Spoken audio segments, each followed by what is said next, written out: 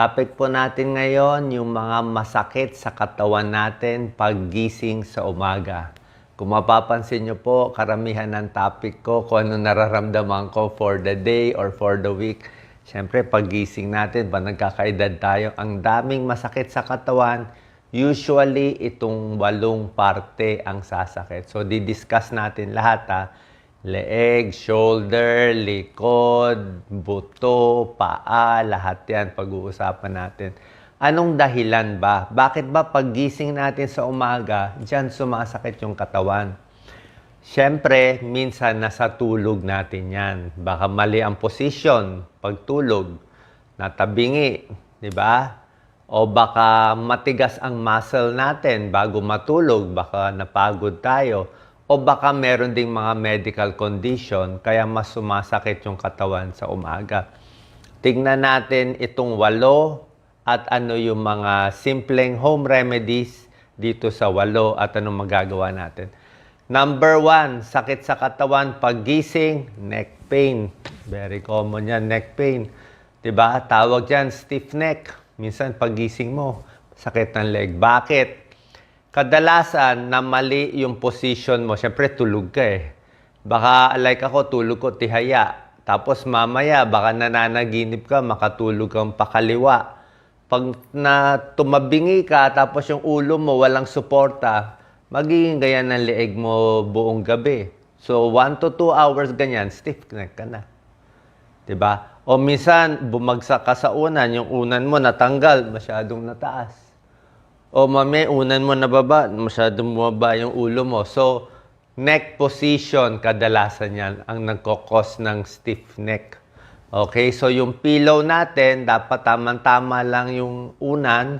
Mga siguro, wag masyado mataas, wag masyado mababa. Pag side, mas mataas yung unan. Tsaka ang problema nga, dapat pirmi tayo. Pirmi lang yung katawan, pirmi lang yung leeg. Kasi pag nag-ikot-ikot, naggalaw-galaw, doon sumasakit yung katawan, lalo na sakit sa leeg. So, ano gagawin pag sumakit ang leeg? Usually, 1 to 2 days yan eh. Pwede minamassage dito. Dito. Ito lang pwede nyo i-massage, itong parte. Dito pwede galawin, pero dapat marunong eh. Actually, dito sa batok, wala naman talagang ganon delikado dito. Huwag lang masyadong malakas. Kung ito yung spine, dito sa side, pwede. Dito lang magagalawin. Tapos, ang magagawa nyo lang ito, shoulder shrug. Para maluwag. Tapos unti-unti yan. Sa buong araw, di ba? Unti-unti. Kung masakit pa leeg, wag mo masyado i-stretch. Kasi pag sinobrahan mo, lalo ding sasakit. Pero pag medyo nakagalaw-galaw ka na ng tanghali, konting stretch pwede. Konting stretch pag ganyan. Mga 8 seconds. Pero hindi habang may stiff neck pa. Usually, lalambot din yan. Dapat 1 to 2 days gagaling na rin yan. Tapos, pag magaling na, meron tayong, ito, 2 daliri, nilalagay dito, chin tuck. Ayan, chin tuck. Side view chin tuck. Kasi madalas kaka-computer, nakaganyan tayo eh, di ba? Kaya dapat chin tuck. So, 1 to 2 days, dapat gagaling na ang neck pain. Okay. Number 2, sakit ng katawan, pagising sa umaga, back pain. Ako, dito sa likod. Pag sinabing back pain, maraming lugar ang likod. Merong lower back, dito sa may SI joint to eh. Mas mataas sa puwet konti dito. May low back pain, may mid back pain dito sa may ribs, at may upper back pain. Mas ayoko yung low back pain eh. Oo. Ang problema sa low back pain, mas hindi maganda sa akin yon kasi low back pain, hindi ka makalakad eh. Pag hindi ka makalakad, hindi ka maka-exercise. So, pag low back pain, mahirap gumalaw, mahirap tumayo, hindi ka makayuko, masakit yun. Pag mid-back, dito sa may ribs, baka may problema ka lang. Mas nakakalakad ka pa kung mid-back pain. So, anong cause? Bakit nagba-back pain? Nasa kama yan. Usually sa kama. Baka sobrang tigas ang kama, hindi ka sanay, nagpalit ka ng kama. Dati malambot kama mo, naging matigas. O dati matigas, naging malambot. So, dapat doon ka lang sa sanay mo. Baka natabingi din yung position mo. Okay? Or baka meron ka ng back problem. dati nang may problema, baka may scoliosis, matigas yung muscle sa likod. Kaya dapat, alam ko magastos, dapat gagastusan natin yung mattress. Kita ko, ang daming mga tindahan eh. Sabi nila pag may edad, gusto matigas, depende eh. Oo. Basta wag sobrang tigas, wag din sobrang lambot kung saan komportable yung katawan mo. Okay? Tapos sleep position para hindi sumakit ang katawan, ang likod ganito. ang nakakasakit ng likod din, yung diretsong-diretso yung katawan. Diretso ang paa. Okay? Medyo nai-stretch yung likod. Kaya ang ginagawa ko, pag natutulog, medyo yung tuhod natin naka-bend konti ang tuhod. Konting bend, mas relax. Kaya ginagawa ko, pag nakahiga ako tihaya, may unan ako sa ilalim ng tuhod. Medyo maliit na unan lang, para medyo naka-bend. O minsan naka-bend yung paa ko. Makikita nyo yun, mas relax konti. Pero syempre, bago matulog, dapat nag-stretch ka na. Tapos yung mga back exercise, syempre baka mahina yung likod. Diba? Meron tayong mga back exercise. Check nyo na lang yung mga video namin ni Doc Lisa. Syempre, walking is good. Walking sa buong katawan, may tulong. Merong mga bridging, may bridge. Matagal na ako din nagbe-bridge. Nakapon, nag-bridge ulit ako. Konting stretch, ganyan, sa mid-back. Meron tayong mga stretch sa back. Dahan-dahan lang. Lahat ng mga tips ko, pag masakit ang katawan, huwag muna mag-exercise or mag-stretch na matindi. Hayaan mo muna kumalma. Pag kumalma na yung likod o yung leeg, unti-unti ibalik. Imasahe yung katawan, unti-unti. Uulitin ko kahit 10 beses ko ulitin. Dahan-dahan ang pagbalik ng pag-stretch, dahan-dahan paglakad, huwag 10,000 steps agad. Kaya mo na 1,000 steps, 2,000, pahinga, 2,500, unti-unti. Kasi hindi mo pwede biglain yung katawan natin. Yung mga muscle natin na malambot, na medyo, let's say, lampa na, bibiglain mo, hindi kakayanin. Diba? Exercise mo 1 day, 2 days, pahinga 1 day. 1 day, 2 days, pahinga na naman. Kasi unti-unti ang pagpapalakas ng muscle. Lalo na sa may edad, above 40, 50, 60, binigla mo, naku, mapipilay ka. Pag napilay ka, 1 buwan baldado. Di pa paano yun? Nalugi tayo. So, unti-unti. Kung may masakit, ibig sabihin may problema yon. So, massage may tulong. Actually, lahat yan neck, back massage. Ang massage ko at least once a week. Meron kaming mga magagaling na myotherapist. Kailangan talaga pag may edad na. Number 3, sakit sa katawan paggising, shoulder. Nako, shoulder pain. May kilala ko, frozen shoulder, hindi mataas. Okay? Pasalamat pa tayo kung natataas natin kamay natin.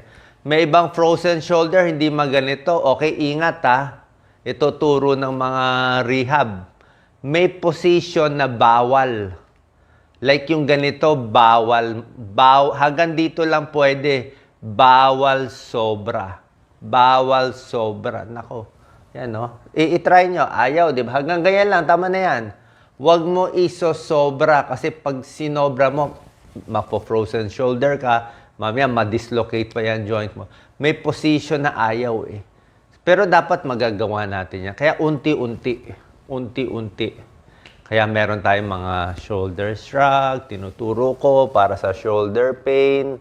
Diba? Unti-unti. Tapos papa-therapy kayo. Oras na ayaw na tumaas yung kamay, ganito na lang. Meron tayong mga video sa frozen shoulder. Tingnan nyo. Yung kukuha ka ng isang 500 ml bottled water, iniikot-ikot mong ganyan. Lalagay mo yung kamay mo sa dingding, itataas mo, gagamitin mo itong isa, itataas mo. Ayan, Basta maitaas, masakit yan, masakit. Tapos minamasahe dito. Minamassage. Dinudurog yung nagtigas-tigas na lamig na laman. Kasi nagbubuo siya Nagbubuo. Na-injure siya. Bakit na-injure? Pag tulog mo, nahigaan mo. Hinigaan mo shoulder mo. O ginanyan mo, hinigaan mo. Hinigaan mo siya. Bakit? Siguro sa lalim ng panaginip, sa dami ng problema, lalo na sa mahal kong OFW, di ba? Wala kayong mapa-check upan yan. Sa dami ng, meron kayong pinilit ilinis, di ba? na-injure, pahingahin mo muna. Pahinga, massage, hot pack, lagyan mo ng kung anong balm, kung anong pampainit dyan. O, tapos unti-unti, yan, unti-unti stretch. Yan, o. Unti-unti stretch. Unti-unti lang. Yan ha, tandaan nyo, unti-unti. Tapos hanap kayo ng magaling magmamassage. Pag nagmamassage, huwag sobra lakas. Huwag sobra hina, tamang-tama lang. Gaano katagal ang masahe? 5 to 10 minutes bawat part. 5 lang. Kailan ka titigil pag lamog na? Alam niyo yung lamog? Lamog, parang yung balat, parang bumagsak na eh. Parang wala na. Parang, yan, maganda pa. Pag medyo nalamog na siya, alam mo yung 5 minutes na nalamog na, tama na. Ibig sabihin, naluwag mo na siya eh. Gusto mo lang siya maluwag para makagalaw ka ulit. Okay? So, yan na. Number 1, neck pain. Number 2, back pain. Number 3, shoulder pain. Siyempre, pag hindi makuha, papacheck tayo sa doktor. Number 4, leg pain. Hip pain. Common yan. Ang problema dito sa legs tsaka sa hips na masakit, lalo na paggising, lalo na kung manhid. Okay? Iba yung masakit, iba yung manhid. Paano kung manhid ang binti, manhid ang hita, manhid ang paa? Baka may naiipit na ugat. Maraming klaseng ugat. Pwede naiipit ang nerve. Pwedeng sciatica. Diba? Matigas yung higaan mo. Yung puwet, nakaano sa matigas na kama, naipit yung nerves. Kaya manhid yung yung paa. Pwede rin naiipit yung blood supply. Kulang ang daloy ng dugo. Diba? Minsan, nakaupo ka matagal, parang namanhid. Pwede yun kulang sa dugo o kulang na barahan yung nerve. Nerve or artery yan. Pwede rin yan. So, kung ano man yan, na-overexert ka, sumakit ng likod, o baka na-stress ka. Stress. Oo. Alam nyo, lahat ng mga sakit sa leeg, likod, stress-related din yan. Okay? May diferensya yung muscle natin. Meron yan. Hindi ko sinasabi wala. Matigas siya, na-overexert ka, or tumatanda, kulang sa exercise. Pero, dahil sa stress mo, kakaisip ng problema, walang pera, sa pamilya, may problema, tumitigas yan. Nadadagdagan mo ng pain dahil stress ka, takot ka. Ay nako, baka malala na to, o baka cancer na to, baka ano na to. Muscle pain lang to eh. 99% hindi naman delikado dapat. Diba? 99%. So, pag yung 1%, pa-check tayo sa doktor. So, leg pain, pwedeng i-massage. Baka napagod ka nung gabi. Okay? So, may mga stretch sa legs, lakad-lakad. Tapos, dapat komportable yung higaan din. Same tip sa leg pain and hip pain. Kung nerve problem, di palitan natin yung kutsyon. Di ba? Baka merong kutsyon na hindi okay sa'yo.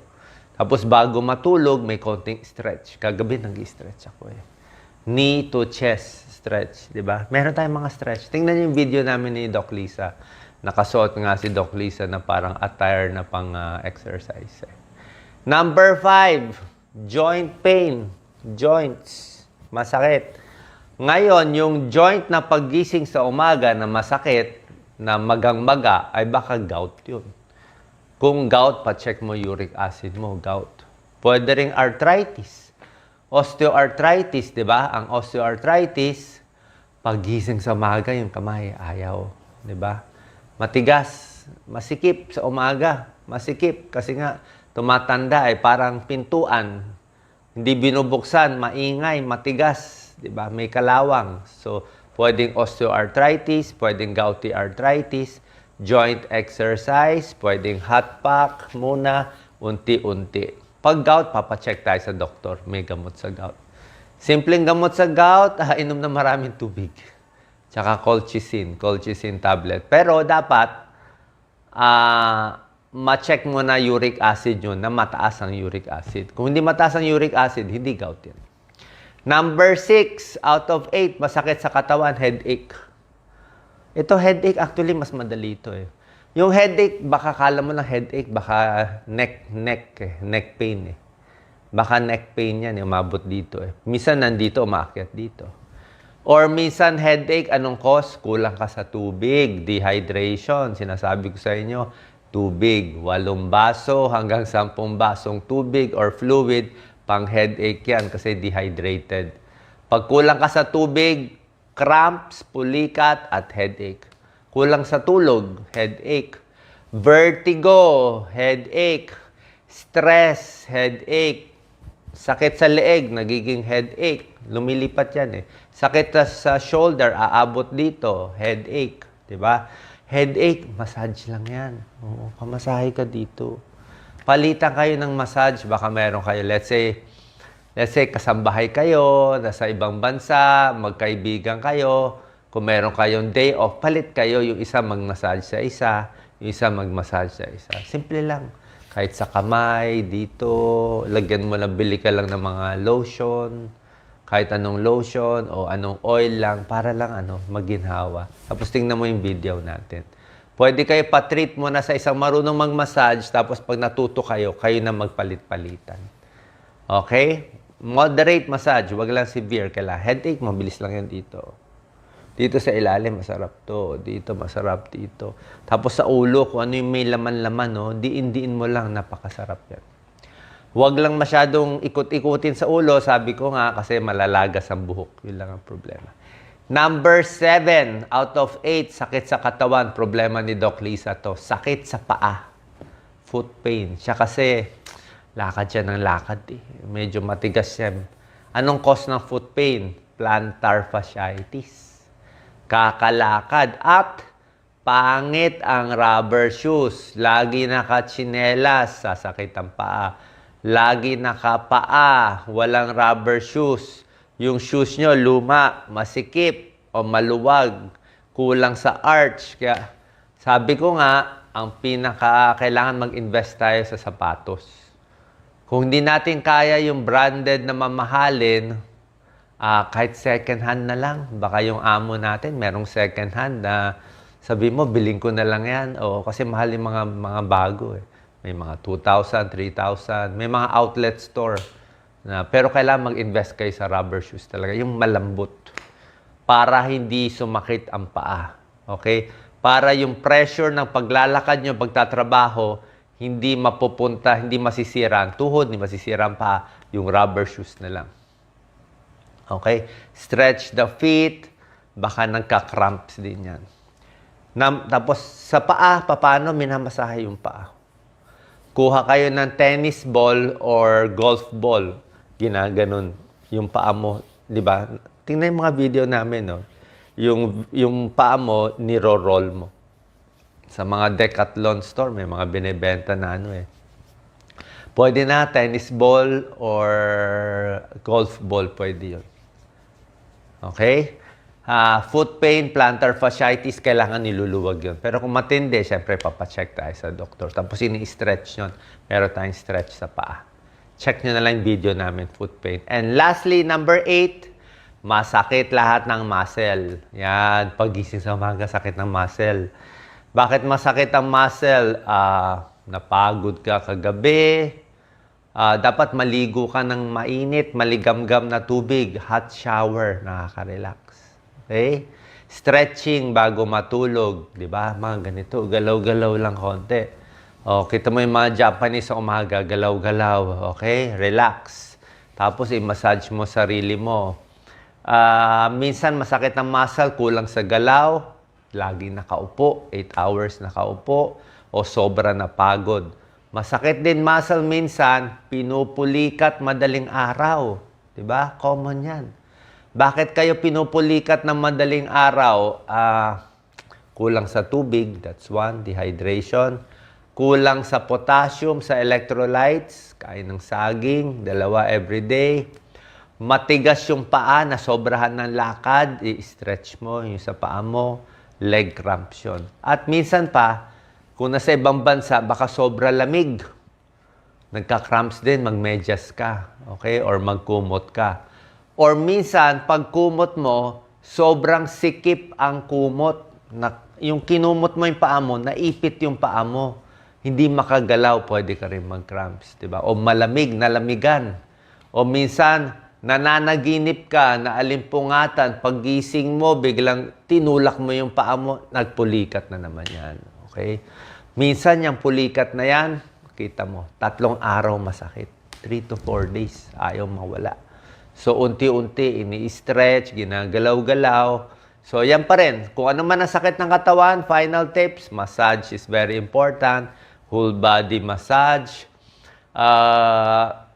Pag nai-stress, relax dapat. Diba? Mag-isip tayo ng pamparelax. Hindi pwede nakahiga lang, walang ginagawa, malalampa ang muscle. Hindi rin pwede sobra-sobra 10,000 steps a day. Baka hindi nyo kayanin. Kung kaya nyo, walang problema. Pero wag din pilitin. Okay? Yung iba, 3,000 steps lang na senior na injury na eh. O, kahit 2,000, 3,000, kung ano lang kaya nyo. So, hindi pwede na walang ginagawa. Hindi rin pwede sobra exercise. Pero dapat meron pa rin exercise. Konting sakit-sakit sa katawan, okay lang yan. Next day, pahinga mo 1 day. Next day, lakad ulit. Mas masarap ang feeling pag may gumagalaw-galaw. Okay? And finally, lagi ko sinasabi, wala akong binebenta kahit anong bagay. Okay? Isa lang tinutulungan namin, wala akong bayad dito sa pagtulong sa Birch Tree Advance na gatas. Hindi siya tablet. May fake na naman na capsule lumalabas. Birch Tree Advance. Paano? Namimigay sila ng libre sa mga barangay. Yun naman ang tunay. Mura lang yun, pang senior. Pero lahat ng iba nakikita nyo, lahat na nagko-comment, huwag po maniwala. Hindi ko kayo papabilin, papabayarin kahit piso. Isa lang ang tunay kong page, itong page na pinapanood nyo na may Doc Willie na may blue check. Okay? Lahat ng mga page na ginagamit pangalan ko na walang blue check, peke po yun.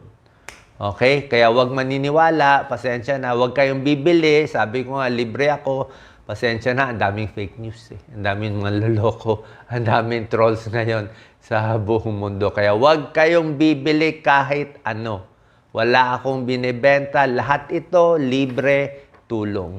Wala na nga akong professional fee for 20 years. Libre na nga lahat ito, pero wala tayong magagawa. Maraming kababayan natin gusto talaga manloko eh. Oo, gusto nila talaga, hindi naniniwala sa karma eh. Oo, so lahat ginagawa natin para mahuli to. Who knows, one day, unti-unti matanggal din to ng mga social media accounts. Salamat din sa mga nagre-report ng mga fake page. Okay? Salamat po. God bless po. Ingat po palagi. God bless.